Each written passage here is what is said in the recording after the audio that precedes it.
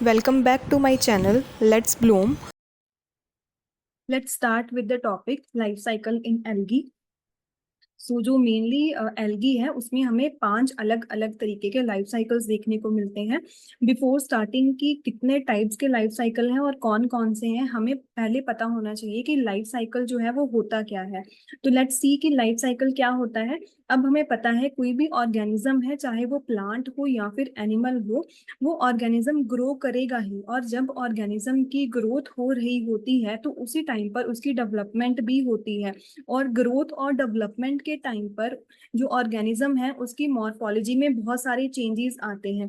So life cycle basically क्या है? It is the sequence of changes in the morphological phases during the growth and development of an organism. So you should know कि life cycle होता क्या है, आपको पता होना चाहिए लाइफ साइकिल जो है वो क्या है।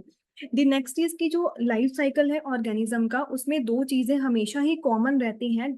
First one is the sporophyte and the second one is the गमेटोफाइट।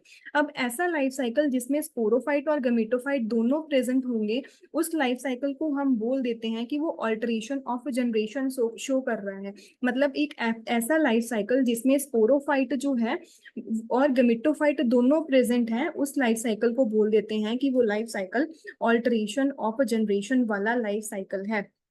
Next is कि जब हम लाइफ साइकिल की बात कर रहे होते हैं या फिर जो लाइफ साइकिल है उस वो कैसा है, ऑल्टरेशन ऑफ जनरेशन में भी उसमें स्पोरोफाइट और गमेटोफाइट कैसा है। अगर स्पोरोफाइट और गमेटोफाइट मॉर्फोलॉजिकली एक दूसरे से मिलते नहीं है, मतलब जो स्पोरोफाइट है और गमेटोफाइट है वो देखने में, अगर हम उसको ऑब्जर्व करें और देखें तो वो देखने में एक जैसे अगर नहीं है, तो हम बोल देते हैं इस तरीके के लाइफ साइकिल को कि वो heteromorphic alteration of generation show कर रहा है।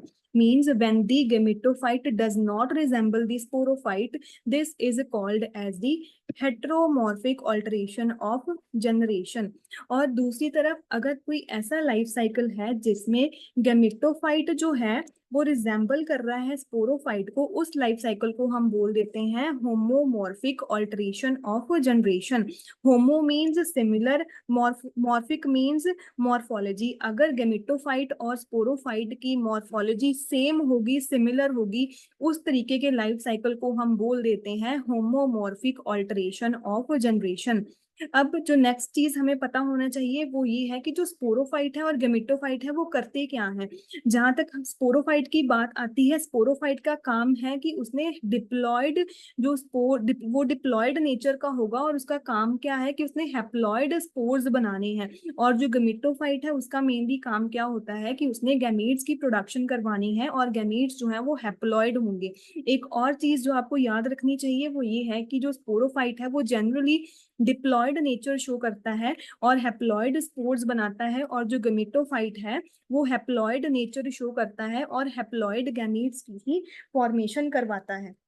तो ये था बेसिक लाइफ साइकिल्स के बारे में कि एल्गी में लाइफ साइकिल की अगर हम बात करें तो लाइफ साइकिल होता कैसा है। नेक्स्ट हमारे पास आ जाता है कि जो लाइफ साइकिल है उसके टाइप्स कौन कौन से हैं। तो on the basis of the occurrence of the haploid and the diploid phase. Haploid और डिप्लॉयड फेज कौन से हैं? हैप्लॉयड फेज उन्होंने बोला है किसको? गैमेटोफिटिक फेज को। डिप्लॉयड फेज उन्होंने बोला है किसको? स्पोरोफिटिक फेज को। कि जो हैप्लॉयड और डिप्लॉयड फेज हैं, गैमेटोफाइट और स्पोरोफाइट हैं, वो कितने टाइम के लिए रह रहे हैं, उसके बेसिस पे हमारे पास 5 तरीके के लाइफ साइकिल है। पहला है हैप्लॉन्टिक लाइफ साइकिल, सेकंड आ जाता है diplontic, third is the diplohaplontic, fourth is the haplobiontic and fifth is the diplobiontic. Let us study each of the life cycle type one by one. सबसे पहले हम देख लेते हैं haplontic life cycle. Haplontic life cycle में mainly क्या होगा? In this type of life cycle the vegetative plant is haploid और द गेमेटोफाइट। अब बोलेंगे कि जो ये वाला लाइफ साइकिल है ना, उसमें जो मेन प्लांट है वो कैसा होगा? वो हैप्लॉयड होगा। ठीक है, अगर हैप्लॉयड है मतलब हैप्लॉयड प्लांट मेन होगा, तो इट मीन्स वो गमेटोफाइट ही हुआ, क्योंकि गमेटोफाइट ही तो हैप्लॉयड होता है। मतलब हमारे पास एक ऐसा हैप्लॉयड प्लांट है जो कि क्या है, हमारे पास मेन प्लांट बॉडी की तरह काम कर रहा है, जिसको हम क्या बोल रहे हैं कि वो गमेटोफाइट है। अब गमेटोफाइट हैप्लॉयड प्लांट है तो वो क्या करेगा आगे जाके? वो गैमीट्स की प्रोडक्शन करवाएगा। कौन कौन से गैमीट्स की प्रोडक्शन करवाएगा? फीमेल गैमीट्स की प्रोडक्शन करवाएगा और मेल गैमीट्स की प्रोडक्शन करवाएगा। ठीक है, जो गैमेटोफाइट है वो क्या करवाएगा? मेल गैमीट्स की प्रोडक्शन करवाएगा और फीमेल गैमीट्स की प्रोडक्शन करवा देगा। ठीक है, अभी तक हमने यही देखा कि haploid gametes are produced by the male and female gametophyte. अब उसके बाद क्या होगा कि जो गैमेटोफाइट ने गैमीट्स बनाए हैं वो गैमीट्स क्या कर जाएंगे, फ्यूज कर जाएंगे। वो क्या कर जाएंगे, फ्यूज कर जाएंगे। फ्यूज होने के बाद वो क्या करेंगे, डिप्लॉयड स्ट्रक्चर बना लेंगे, 2n स्ट्रक्चर बना लेंगे, जिसको हम क्या बोलते हैं, जाइगोट बोल देते हैं। 2n स्ट्रक्चर बना रहा है जिसको हम जाइगोट बोल देते हैं। अब जो जाइगोट है मतलब वो कैसा है, डिप्लॉयड है। इट मीन जो ये डिप्लॉयड स्ट्रक्चर है वो क्या है हमारे पास, वो स्पोरोफाइट ही है। कि जो डिप्लॉयड स्ट्रक्चर बना है वो क्या है, स्पोरोफाइट है हमारे पास। अब जो ये डिप्लॉयड स्पोरोफाइट बना है, स्पोरोफाइट का मेन काम क्या है, स्पोर्स की प्रोडक्शन करवाना। पर स्पोर्स की प्रोडक्शन कैसे करवाएगा और कौन से स्पोर्स होंगे, स्पोर्स जनरली हैप्लॉयड स्पोर्स होंगे। अब डिप्लॉयड से हैप्लॉयड बनना है तो डिवीजन कौन सी होगी, रिडक्शनल डिवीजन होगी। रिडक्शनल डिवीजन को ही हम क्या बोल देते हैं, मियोसिस बोल देते हैं। तो हमारे पास हैप्लॉयड स्पोर्स बन गए और हैप्लॉयड स्पोर्स जो है आगे जाके जर्मिनेट करके क्या बना लेंगे, हैप्लॉयड गेमेटोफाइट की प्रोडक्शन करवा देंगे। तो ये था हमारे पास हैप्लॉन्टिक लाइफ साइकिल। इस लाइफ साइकिल में हमने एक चीज याद रखनी है कि इसमें जो वेजिटेटिव प्लांट है और या फिर बोल दो कि मेन प्लांट बॉडी है वो कैसी होगी, वो हैप्लॉयड होगी।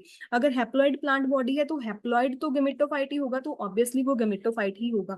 और जो हैप्लॉयड गेमेटोफाइट है वो गैमीट्स की प्रोडक्शन करवाएगा, गैमीट्स फ्यूज करके डिप्लॉयड जाइगोट बनाएंगे, और जाइगोट जो है वही स्पोरोफाइट की तरह काम कर रहा है, और आगे जाके वो मियोसिस करके हैप्लॉयड स्पोर्स बनाएगा। हैप्लॉयड स्पोर्स जर्मिनेट करके वापस से गेमेटोफाइट की प्रोडक्शन करवा देंगे।